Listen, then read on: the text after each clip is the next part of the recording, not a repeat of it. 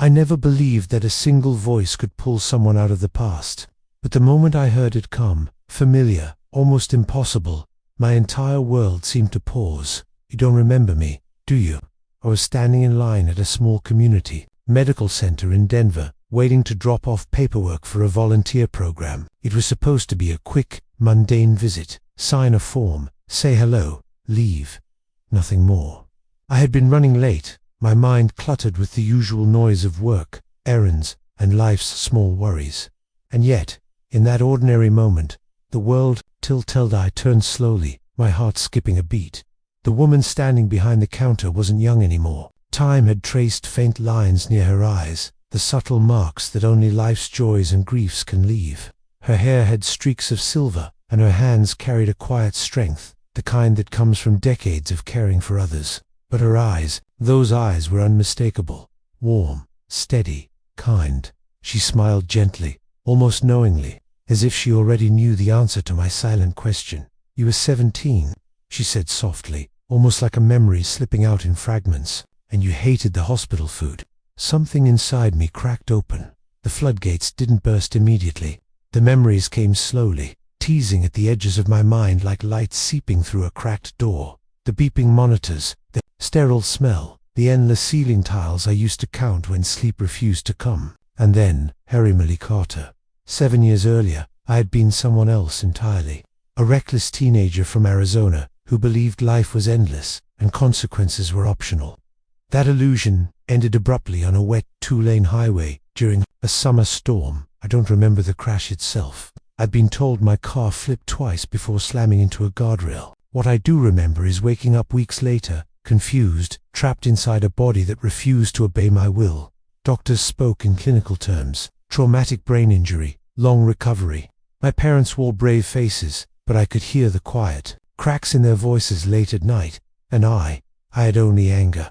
Anger at my body, at the world, at the fate that had stolen my old life. I couldn't walk. I couldn't focus. Some days, I couldn't even remember my own birthday. That hospital room became my entire universe. 4 sterile walls enclosing a life I hadn't chosen. Friends stopped calling after a few weeks. My parents tried to hold it together, but I could hear them crying down the hall, muffled sobs behind closed doors. And then there was Emily. She never rushed me, never treated me as though I were fragile or broken.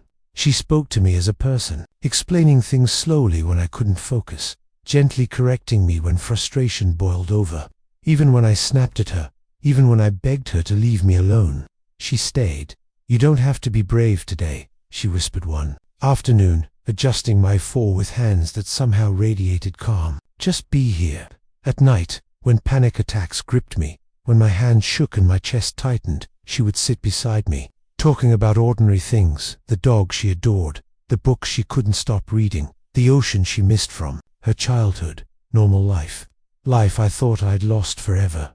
One night, during a particularly dark episode, I remember shouting that I didn't want to wake up anymore. The words terrified even me. Emily didn't flinch. She pulled a chair close, looked into my eyes with quiet determination, and said, "Then let me want it for you until you can again." No one had ever said that to me before. And in that moment, I understood something vital. I wasn't alone. Someone believed I could survive even when I didn't. Recovery was slow, painful, uneven. Some days I took 3 steps forward. Other days, I fell back harder than I had imagined possible. I remember one morning, frustrated and exhausted, I tried to stand on my own. My legs wobbled uncontrollably, my vision blurred, and I nearly collapsed. Emily caught me mid-foul, steadying me with a firm but gentle grip. "You see," she said softly, "this is progress, even when it doesn't feel like it." Then, one morning, she wasn't there.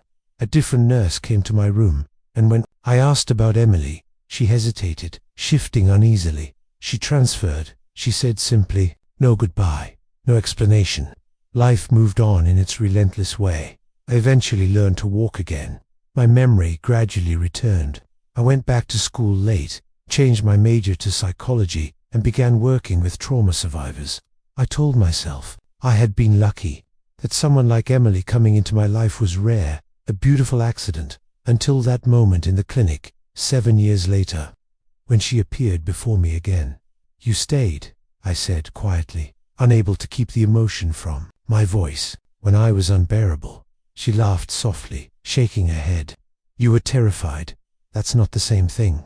We sat together in the waiting area after her shift ended, two strangers bound by a past neither of us expected to revisit. She told me she had left nursing for a time after her younger brother died in an accident. I couldn't save him, she said, her voice faltering, and I needed time to forgive myself. I told her how I still carried her words through my darkest days, how I leaned on them when guiding patients who felt like giving up. Her eyes filled with tears. You have no idea, she whispered, how rare it is to know you mattered. As I left the clinic that evening, the sun was dipping behind the mountains, casting long shadows across the parking lot. I stopped, turned back, and saw her standing in the doorway, watching me for the first time. I spoke the words I never got to say back then. Thank you for staying. She nodded, smiling through tears. Some people enter our lives quietly. They don't ask for recognition. They don't seek applause. They simply stay when it matters most. They are the reason we survive. And sometimes, if we are lucky, life gives us a second chance to tell them. Even now, I can feel that day in the hospital lingering in the corners of my mind, the quiet moments, the whispered encouragement, the unspoken promise that someone would be there. Those memories have shaped me. And now, seeing her again, I realize some kindnesses are eternal, and some voices never leave.